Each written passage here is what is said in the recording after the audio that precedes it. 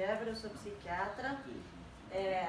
O propósito do meu trabalho aqui, que é transtorno de sono e acidente de tráfego, ele foca na prevenção, né? Porque a medicina do tráfego, uma das funções dela é prevenir os acidentes de tráfego, né? Então eu vou enfocar bastante nisso, né? Tá aí a professora. Aliás, o que eu queria falar, que eu acho que é interessante, né? Dirigir, eu vou, em vez de usar o termo transtorno do sono, eu vou falar de dirigir sonolento, né? Eu vim dirigindo sonolenta, né? Eu cometi uma coisa que é de risco para um acidente de trânsito, mas porque é pontual. Mas eu tenho muitos pacientes que fazem isso diariamente.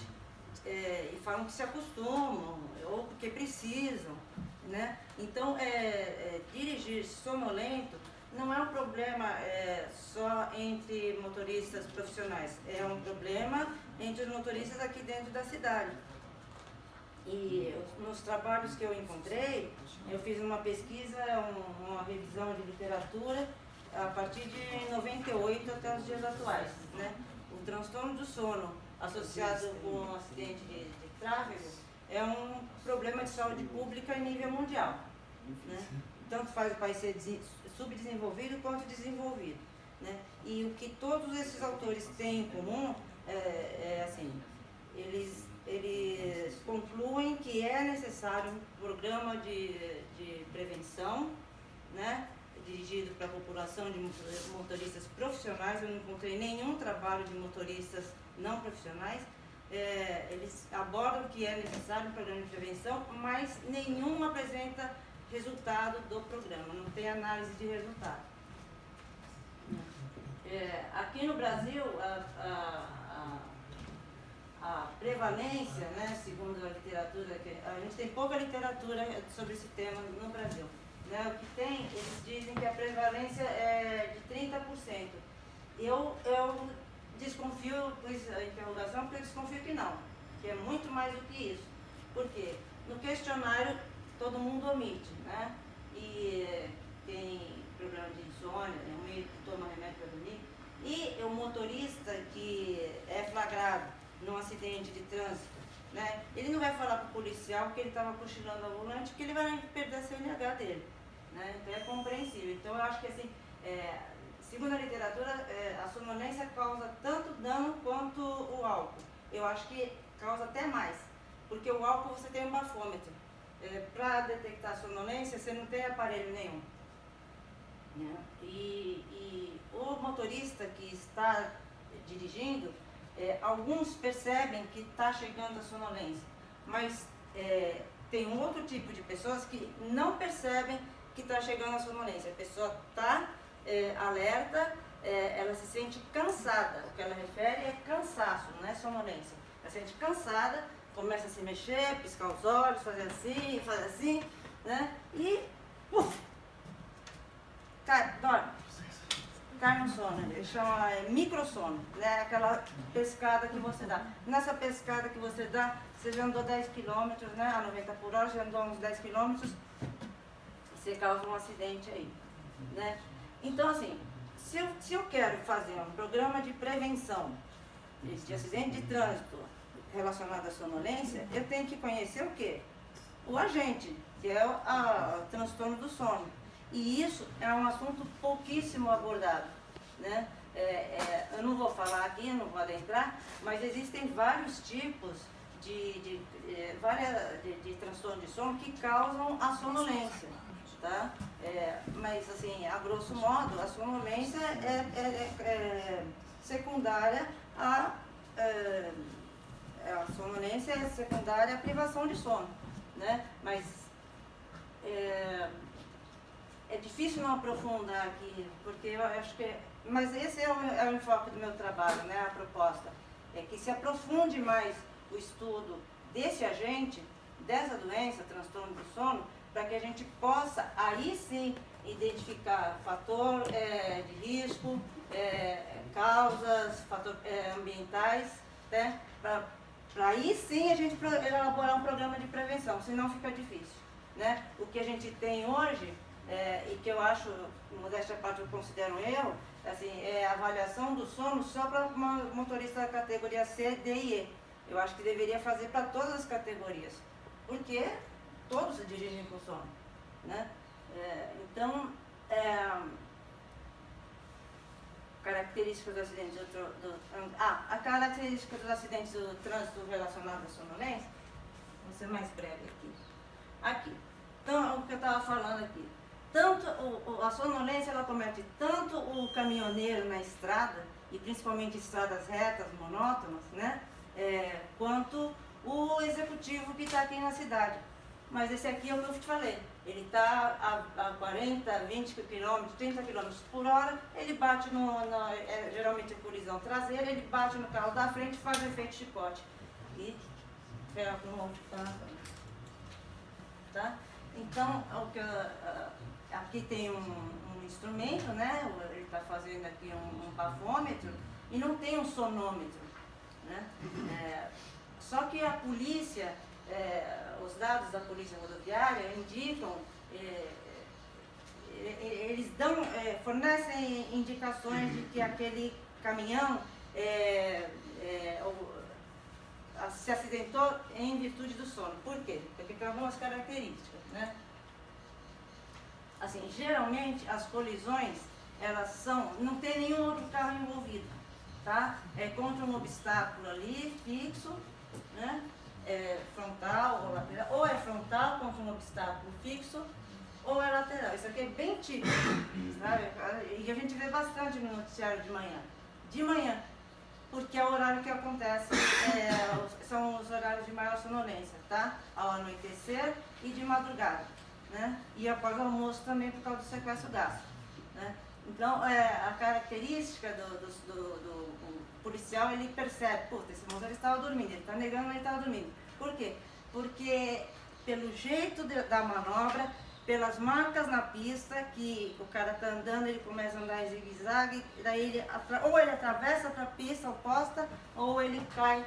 Esse aqui atravessou para a pista oposta, ou ele cai para a lateral, tá? Então, tombamento é indicativo de, aqui, marca de freio, tá? Então, o cara está andando, ó, uma pista reta, monótona, favorece o sono, ele tem a marca da freada típica, né? Que é aquela coisa em cima da hora, assim, né?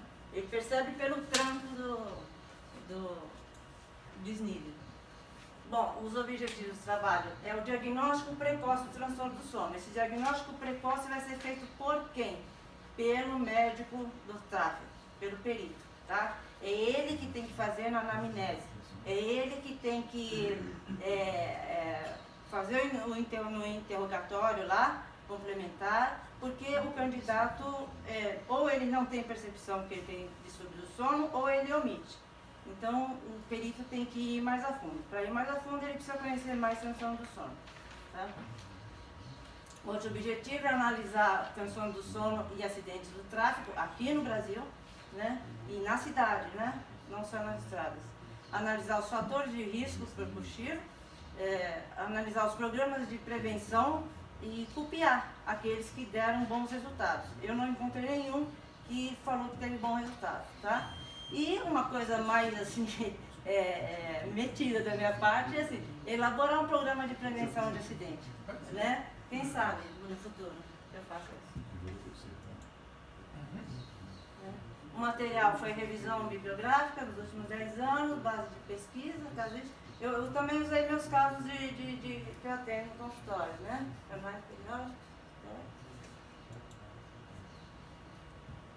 Resultados. Então, raras pesquisas sobre o tema nas fontes consultadas, né? Em nível nacional. Né? Internacional tem bastante, mas só em motorista profissional. A correlação entre acidente de tráfego e sonolência é bem alta. Jovens e idosos são o maior grupo de risco, tá? Idoso porque aquela coisa que você estava falando, o problema da cognição, né? Então, quem está com sono, ele está com a cognição toda atrapalhada como parkinsoniano, tá? A necessidade de programas de prevenção. Então, e essa coisa, se seja com motorista profissional, não encontrei nenhum dirigida a motorista comum. Bom, discussão.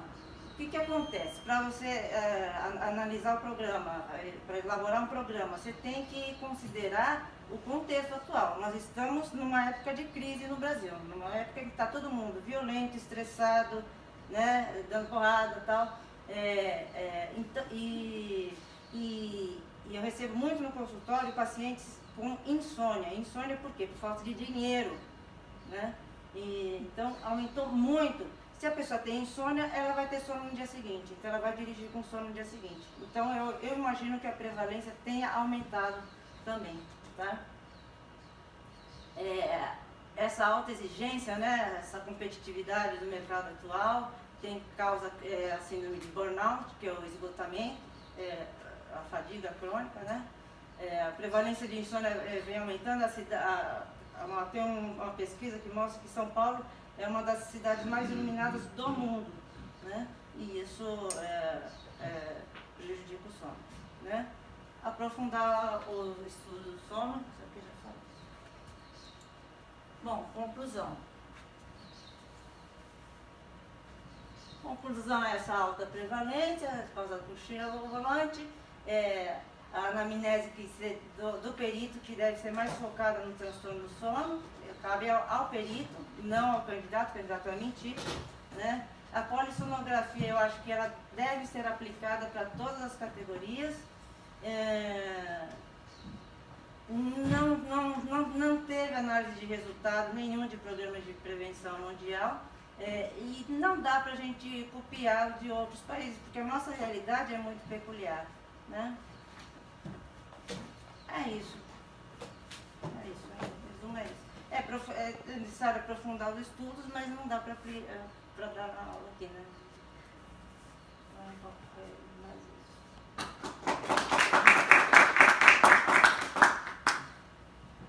Perguntas?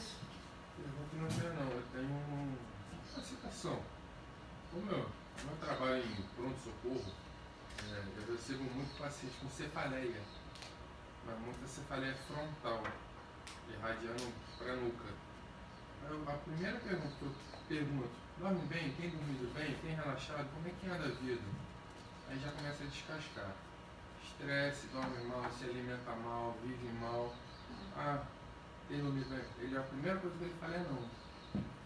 É bom até você, não sei se pode ou não, acrescentar alguma coisa relacionada a isso, porque eu recebo muita coisa. Assim, É síndrome de burnout, como você estava falando. Exatamente. Estafa, esgotamento. Mas a fala principal, assim, o meu chefe me persegue. Assim, estou com perseguição no trabalho. Mas não é, o chefe está sendo pressionado pelo chefe dele, por produção, né? Então, essa queixa de cefaleia é muito comum, assim, então a pessoa... de burnout. É o burnout, né? E eu tenho afastado os pacientes, tenho afastado mesmo, porque eu tenho dó. Operador de telemarketing, profissional de saúde, médico, foi feita uma pesquisa entre médicos, né? Médico que dá plantão no dia seguinte, eles têm dificuldade de tomada de decisão, né? Maior índice de erro em cirurgias, né? E o sono não é a primeira queixa relatada. Você tem que ir, assim, tem que cutucar. Como é que está seu sono? Porque a pessoa muitas vezes não percebe que dorme mal, mas dorme mal. Ela tem apneia, perna inquieta, tal. Ela acha que dormiu, mas na verdade ela não fez as 4 fases do sono. E aí não é um sono reparador. Aí ela vai ter cansaço no dia seguinte. É isso. Débora, você quando delineou seus objetivos, você mesmo falou, eu fui metida. A gente precisa ver se você conseguiu chegar e responder seus objetivos com o trabalho que você fez. Então, eu vou ler os seus objetivos. Seus objetivos 1 era fazer o diagnóstico precoce do transtorno de sono pelo médico examinador. Certo? Certo. Assim também. Como é que a gente poderia fazer isso numa revisão de literatura? Na revisão de literatura não tem nada e todos os autores concordam que a polissonografia é um exame muito caro. Entendi. Então, na verdade, o que você pretendia